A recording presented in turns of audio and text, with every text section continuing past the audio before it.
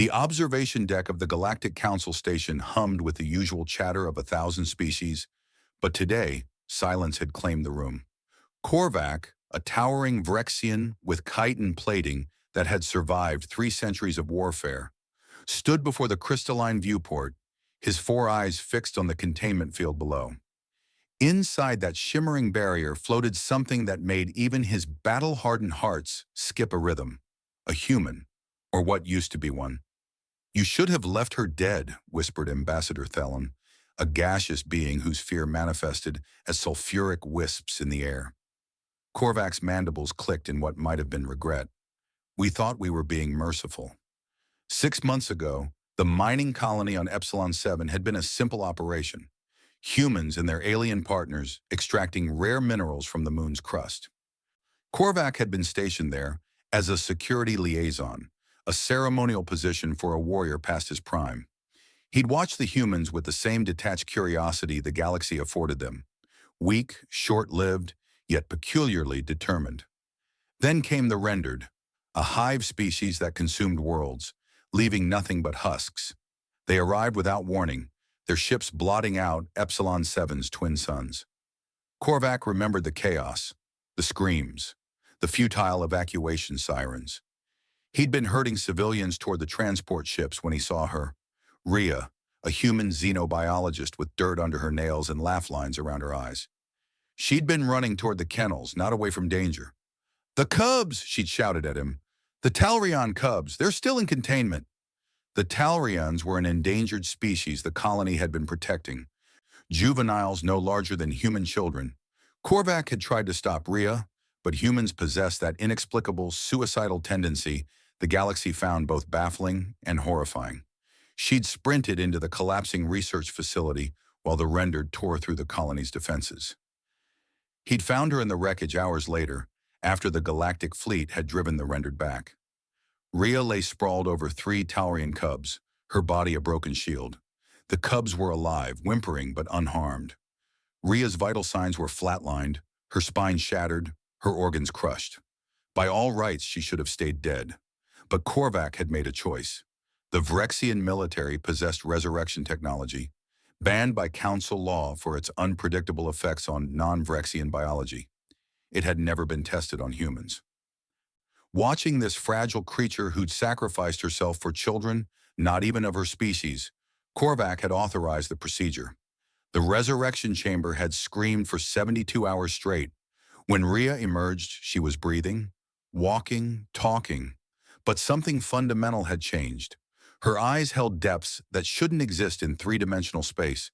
When she moved, reality seemed to ripple around her, as if the universe was uncertain whether she belonged in it anymore.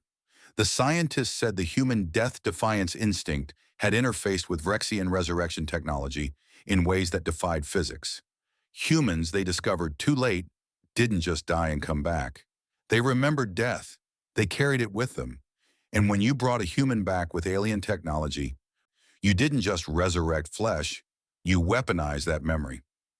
Rhea had become something the galaxy had never encountered, a human who'd touched the void and returned with it, still clinging to her bones. The first incident happened in Medical Bay. A rendered prisoner captured during the battle had been secured in maximum containment. It had laughed at its captors through the force field, confident in its hive's inevitable victory. Then Rhea had walked past. The creature had begun screaming, not in rage or defiance, but in primal, existential terror. It clawed at its own carapace, begging the guards to move it away from the dead thing that walks. Within an hour, it had self-terminated, preferring oblivion to existing in the same facility as Rhea. The council had convened immediately.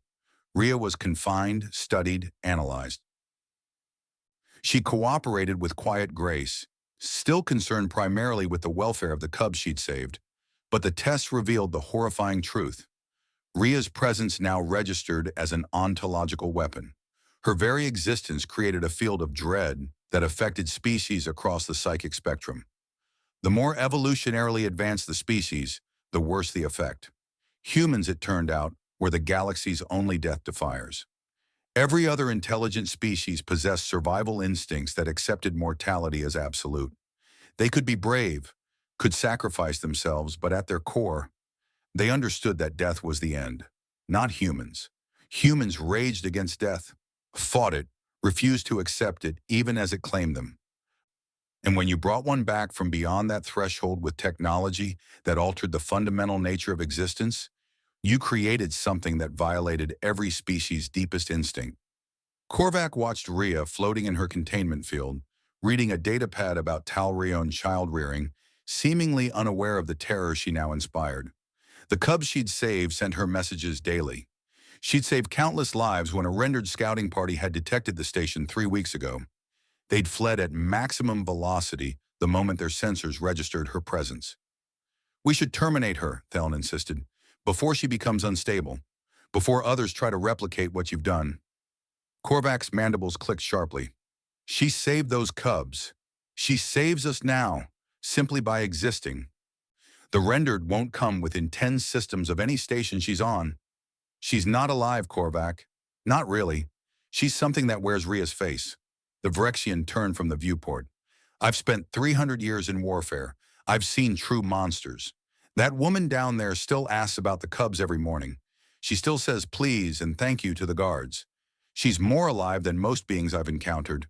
"Then what is she?" Korvac considered the question, his ancient eyes reflecting the containment field's glow.